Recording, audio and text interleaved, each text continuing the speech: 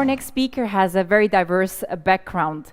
He started, or his first job as a youngster was actually selling watches that he had bought in China here in Switzerland, because he just followed his father's steps, as his father was a salesman. And later on, he got back to his passion, which was actually the aerospace, and worked in that industry for a while. After that, he added a short stint in finance before obtaining his PhD in particle physics.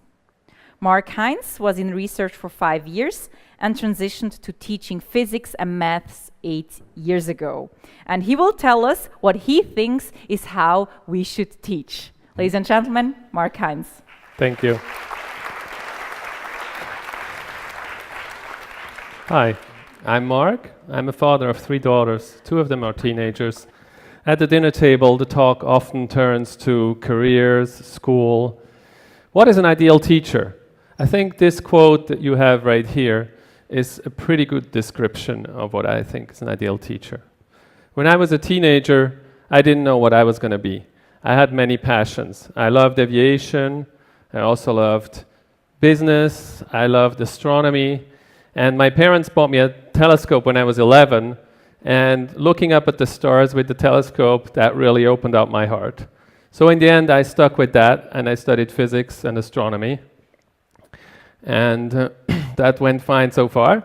And 20 years ahead now, if I look, I worked in different careers. I worked in physics, and I did some spiritual work too, and it kind of made a change in me, and I wanted to become a teacher at some point.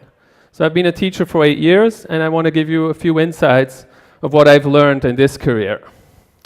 For one, I think the quote by Yeats is really very pointed. You have to find the passion of the student, and you have to light that fire. That is what it is about. When I teach physics class, I love group work. Yeah, I put a few students together, I give them a new object, I say, try and figure this out. They come up with their own hypothesis, and they either falsify it, or they find out something together, they discuss about the object. Here is another example from 3rd class gymnasium curriculum. Students figure out how to calculate the formula for the pressure of water underwater, so-called hydrostatic pressure. And they do it just by thought experiments. This is another more advanced example from the same topic. After a little bit of investigation, they come up and they find out that the pressure is the same in all directions. No matter which direction you look underwater, it's always the same pressure. School was different in the 1900s, yes? Students were not allowed to experiment. There was no possibility of failure. If you failed, you came in front of the class and you were humiliated, yes? So this is for me the first important lesson of tonight. And another educator, Ken Robinson, has said it in a beautiful TED Talk: if you're not prepared to be wrong, you will never come up with anything original. You have to be prepared to be wrong. This is the first message. Time is short, yes? If we look at Earth's history in 24 hours compressed, humans appeared in the last 4 seconds, yes? If we want to stay here a little bit longer, we have to think on how we're going to survive and how we have to teach our youth to keep on going. We have some competition. Computers are on the rise. You all know about the digital revolution. What is that computing power has been mounting exponentially, so-called Moore's law. Most researchers say that by 2040, computers will have reached human capabilities. And by the end of the 21st century, they will actually have reached capabilities of all of humans. This is called the AI singularity. And it can be a little bit scary. But we're here now. We can teach our youth. So the question is, what skills do they need to survive this new revolution? The honest answer? I don't know. Nobody knows.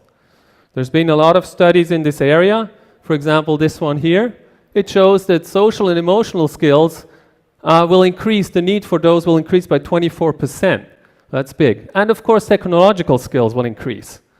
That's obvious, yeah? So these are guidelines. We have started in my canton, in Aargau, we have started to teach all gymnasts programming. So they can talk to computers. They know how that goes. They start out with a simple program called Logo, and then they go on to more complicated programs, languages. I taught myself programming at the age of 13 on this machine on the left. Some of you may still recognize it. A few geeks here. Then I went on to program a mastermind game, and I had a lot of fun playing against the computer. That was really fun. But in the end, computers will outrun us. So what do we have to do? The only way to survive is to take more risks than the computers and be more creative and fail, whatever. But another colleague, physicist, Albert Einstein, said, everybody's a genius. That's true. Everybody has a talent, right? You just have to find it. And this is the goal of the teacher, to find the talent of the student. This is a visual that goes with that quote. If you don't make students feel stupid for what they don't know, but you actually try and find out their true talent, then they will feel great about themselves and they will be able to contribute to this next century. Thank you.